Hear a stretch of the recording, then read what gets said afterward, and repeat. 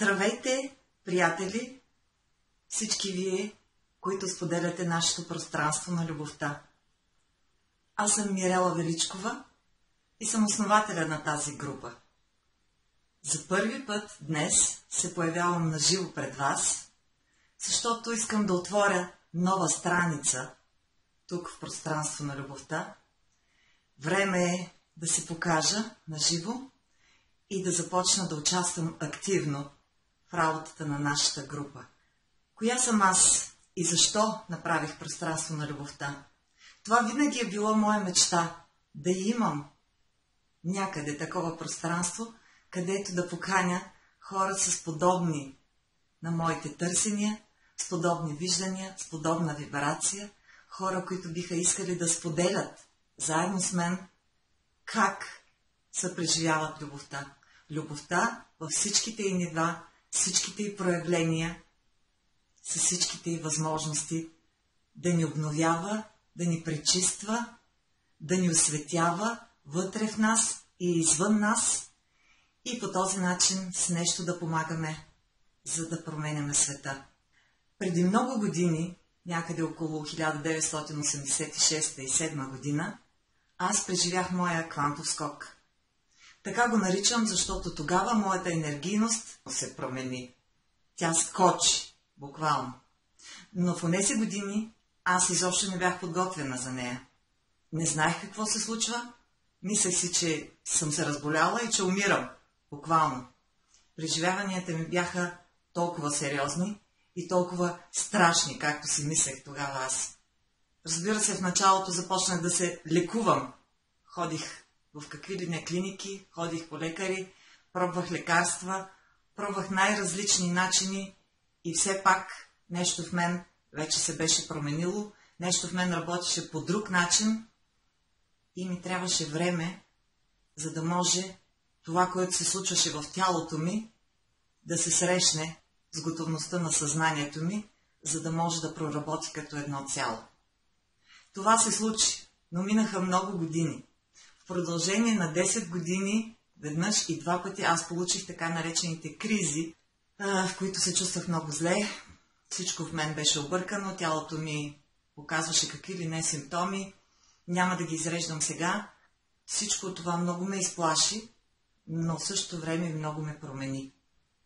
Сега, от нивото на сегашната си осъзнатост, мога спокойно да заявя, че моят квантов скок е отворил вратата на новия човек в мен.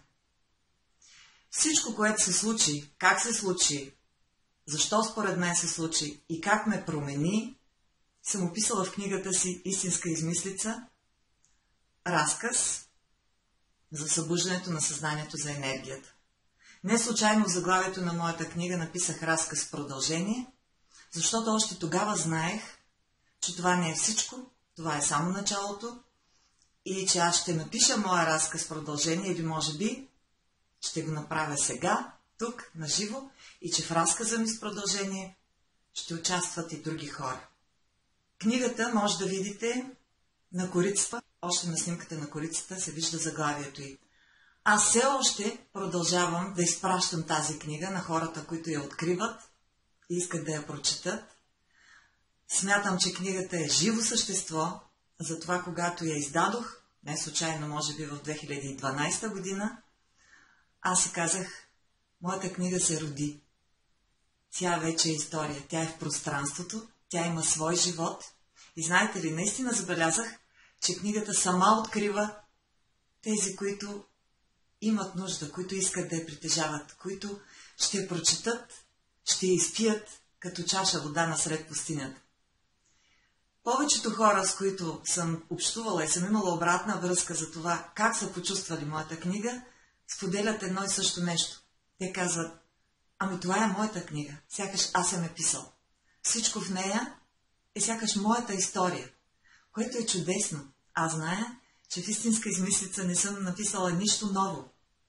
В нея съм написала нещата, които е нужно да си спомним. По пътя ни навътре, към нашата същност, за да се припознаем, да открием кои сме всъщност, да направим връзката с първоизточника, да заживеем в Бог своята божествена същност, да преоткрием потенциала на душата си и в края на краищата да си отговорим на въпроса защо сме тук и какво бихме искали да направим, за да променим, макар и с малко, света наоколо към по-добро. В продължение на времето и на годините, след издаването на книгата, се случиха много неща. Когато премина моя огромен стрес във връзка с променената ми енергийност, аз започнах да общувам с събудената в мен нова енергия. Всъщност се случи това. Моето съзнание някак си се свърза с вътрешната ми енергия. В началото аз си мислех, че това е нещо външно.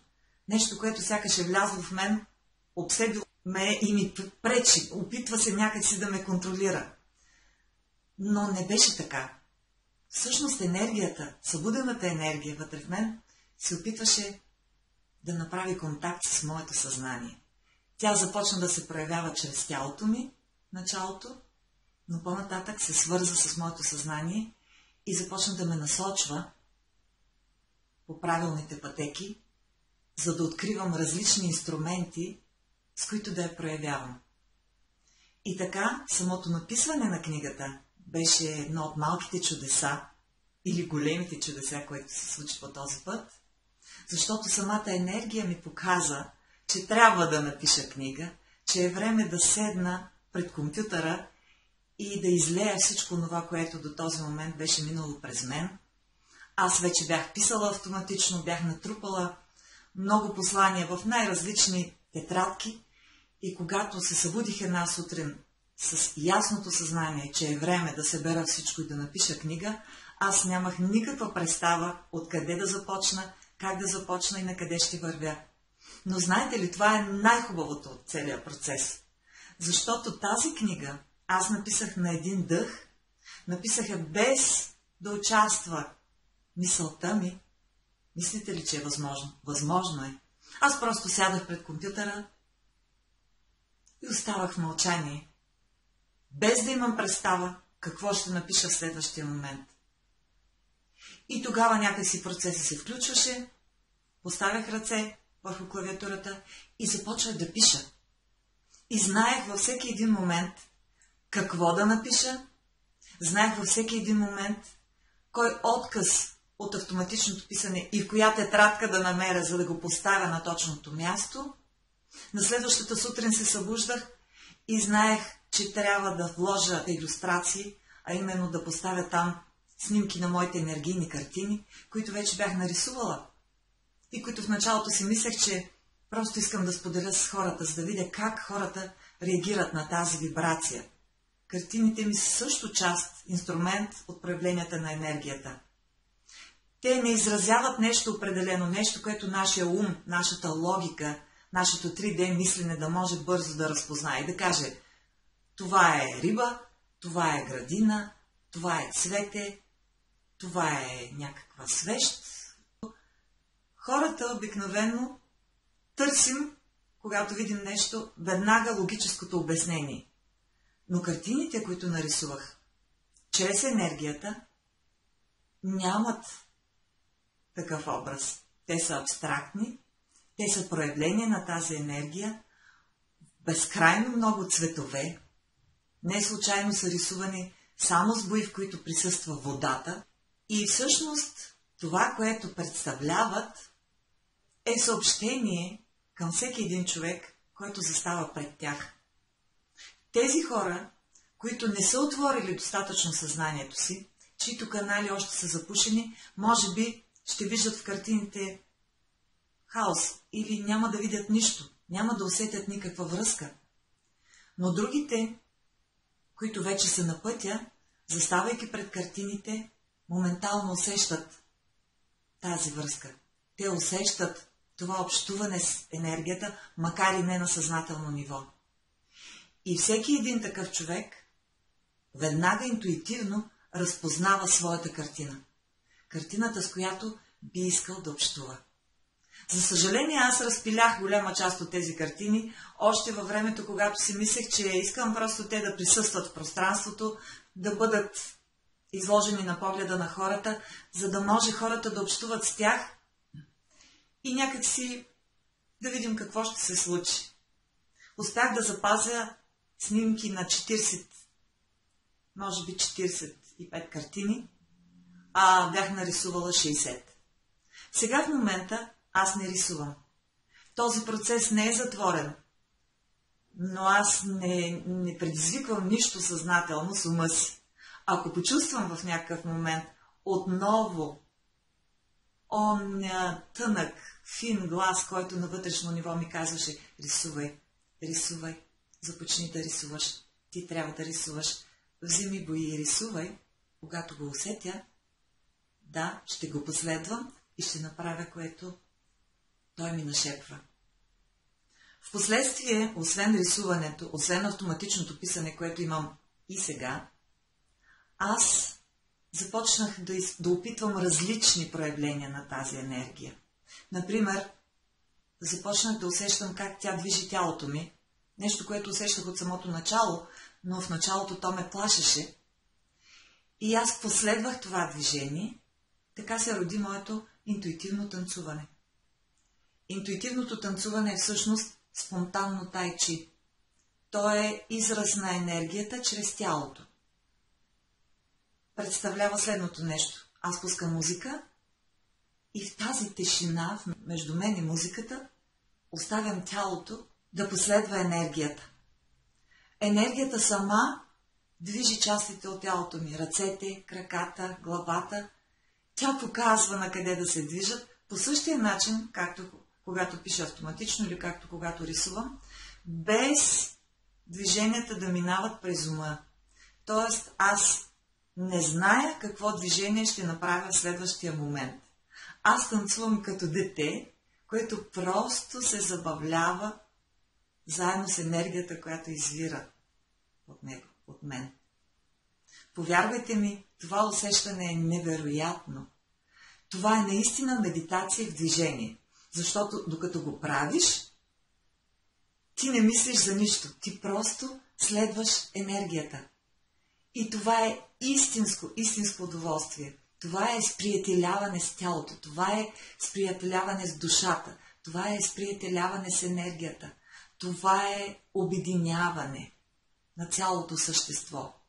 Енергията знае точно кои части на тялото да провокира да се движат.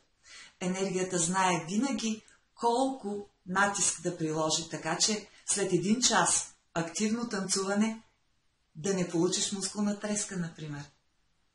Но да чувстваш как цялото ти тяло, всяка една клетка се е съживила, се е раздвижила, някак си е започнал този вътрешен разговор.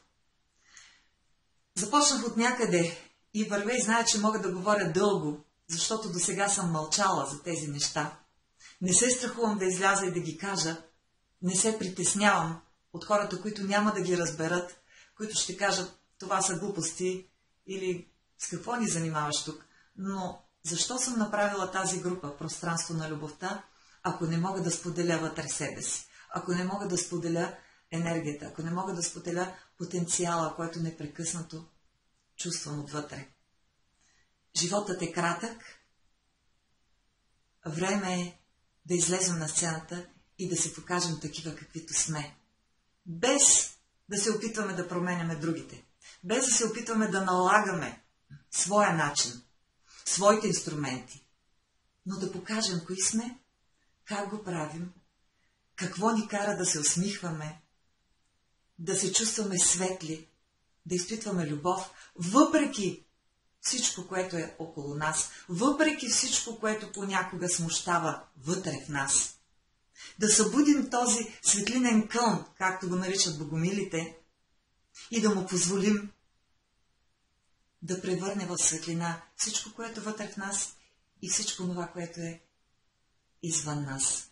Днес искам да ви кажа за поредното ново проявление на моята енергия.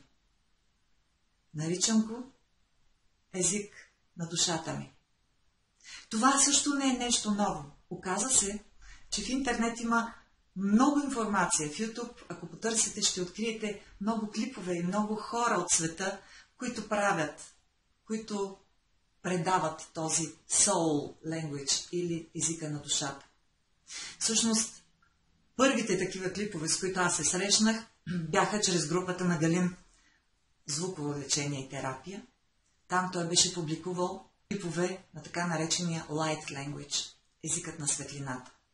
Аз чух тези клипове и в интерес на истината не мога да кажа, че почувствах нещо осезаемо в тялото си, но нещо се случи на енергийно ниво. Аз се свързах с момичето, което беше записало този клип, писах и писмо, изпратих и снимки от моите картини, от космическите рисунки, които рисувам. Казах и за автоматичното писане, казах и за усещанията ми, за интуитивното танцуване и попитах: какво мислиш? Какво е това? Защото аз не спирам да проверявам. Не се доверявам насляпо, на 100% на всички неща, които се проявяват през мен. Опитвам се да ги проверя чрез усещанията си и чрез усещанията на другите хора.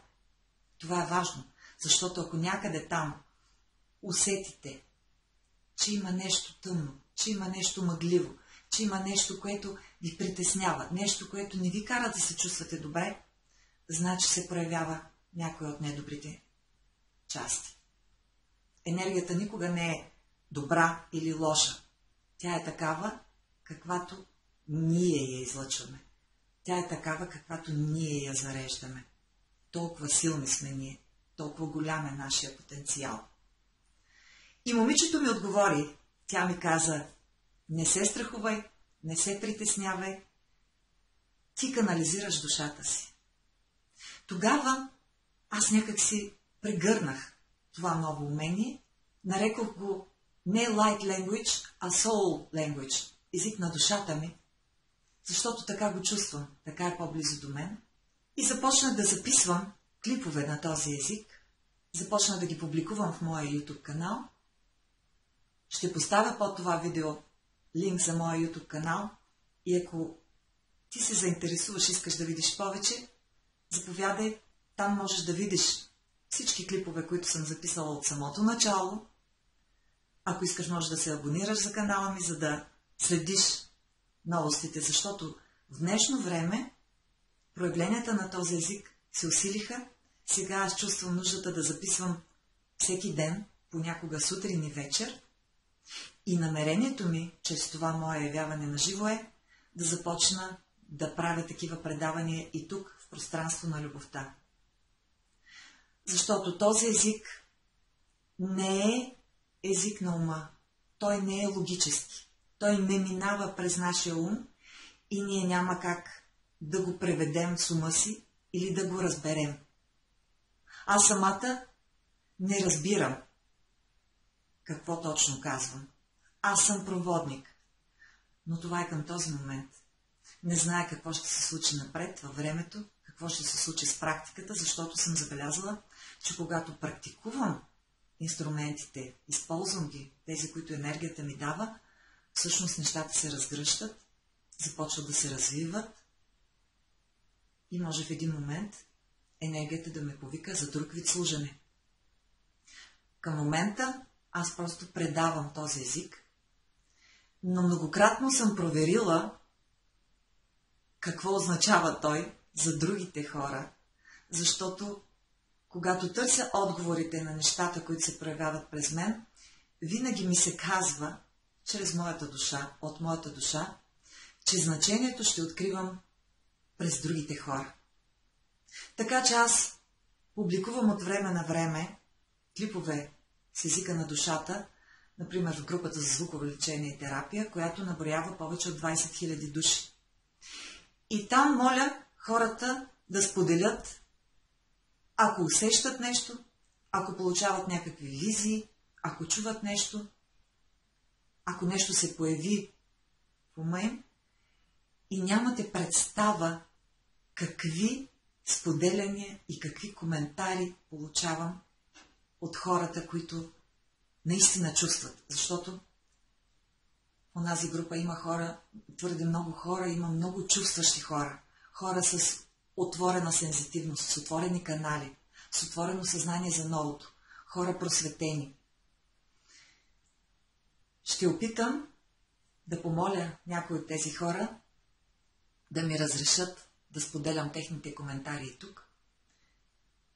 Ще поканя тези хора да се включат и в нашата група, за да може да правят наживо понякога или да споделят онова, което чувстват, специално свързаното с моя език на светлината. Време е да разтворим границите си, да направим пространство на любовта едно пулсиращо сърце. И се надявам много и на вашата обратна връзка, въпреки че предполагам това, което ще чуете след малко, ще бъде много ново за вас, непознато, може би ще ви шокира, може би ще ви изненада, но ако вие почувствате, ако видите нещо по време на езика на светлината и на душата, който след малко ще споделя с вас, напишете го. Напишете ми коментар, напишете ми въпрос, ако имате такъв. Ще поставя една снимка също, някъде тук в групата, не знам като коментар или някъде около този пост. Една снимка, която скоро направих като скриншот на екрана си, гледайки един клип на един китайски майстор, който правеше огромен семинар, посветен на Soul Language, на езика на душата. Той даже правеше някаква практика, която да стимулира хората да отворят тази способност. Това, което той написа и което аз съм запечатала на тази снимка е какво означава Soul Language, какво означава езикът на душата за нас. Той каза, че това е много висша вибрация, която стимулира издигането на вибрацията в другите хора, която отваря, отключва потенциала на душата за самоизцеление и за изцеление въобще. Езикът на душата отваря способност и възможност да се свържем с Божественото, с Божествените вселени, вътре и извън нас. Уникално. Аз самата експериментирам това и в този момент ще спра да говоря, за да ви направя една кратка демонстрация на моя език на душата. Преди да направя това, ще ви съобщя, че имам намерение всяка седмица, вероятно в неделя, да правя тук, в пространство на любовта, едно представяне на живо или трансмисия на живо на езика на душата си. Надявам се, ако ви заинтригувам, ако ви харесва, ако почувствате нещо, ако искате да опитате този нов вид медитация, да се включите, да присъствате на живо, да споделяме онова, което се случва и което се променя. Добре дошли сте да споделяте как през вас се проявява енергията и вашата душа. Изобщо време е да говорим на езика на душите си. Ще започвам винаги трансмисиите с един и същи поздрав. Поздрав от душата ми.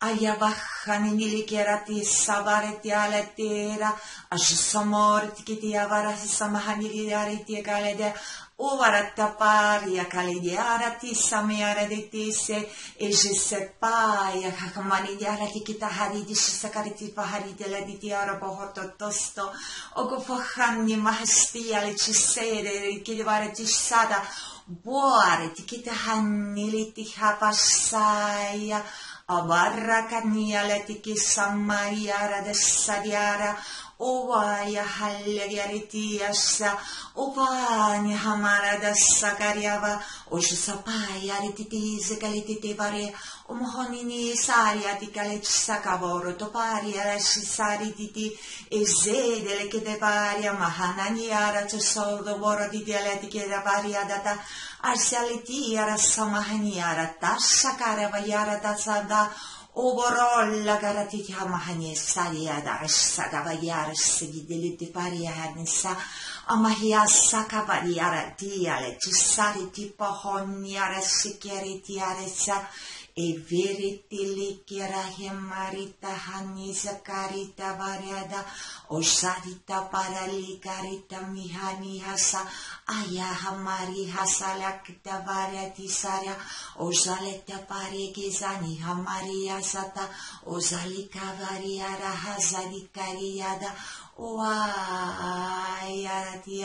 оаярита варяля, Osavari hamarati, aizada iala kavariariti, uazadi daleriti, uazagi aleti keseti, uohamia satavayada, azania risakarialarata, ovaya satadiare, ovaya risadadiare, azidi vikarete hameni, aworo sokoborati varie, erie, erie, erie, erie, erie, erie, erie, sayarete, yapanakata satiarelaga, Uropa yasania samaga, ariasa italira sapaya, Uahamigaritatia setia ligavaria, Uaya hamari satavaya zakaya relata, Uaya Maria Hanaka Saryaikariata, Isaparalata, Uvoraisata, Uvoraisata, Ama Samaya, Akamaya Racha, Azadayla, Uvortopo, Sekap Ora Maniditi Sati Ialitikis Aparite Varia, Osavaya Artikisa, Nibahania, Satavaria. Oha e a e o somo o ati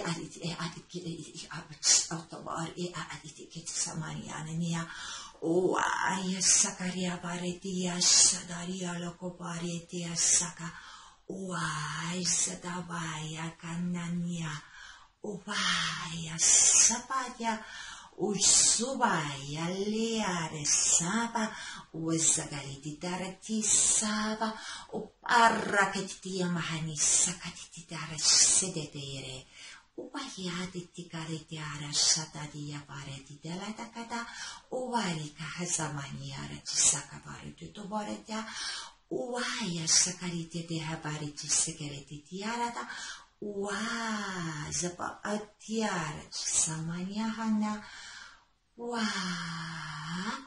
zoa zea liava uraza ikanya usada uraza porhoai sakatia varititi satata lopropodia varis samayarati ea kavahia Oasatia, Zada, Borraza, Goliara, Amiani, Asiare, Achiare, Aviatata.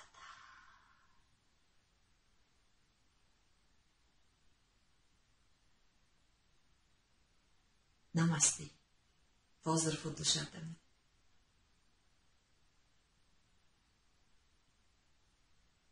Ще се видим в неделя.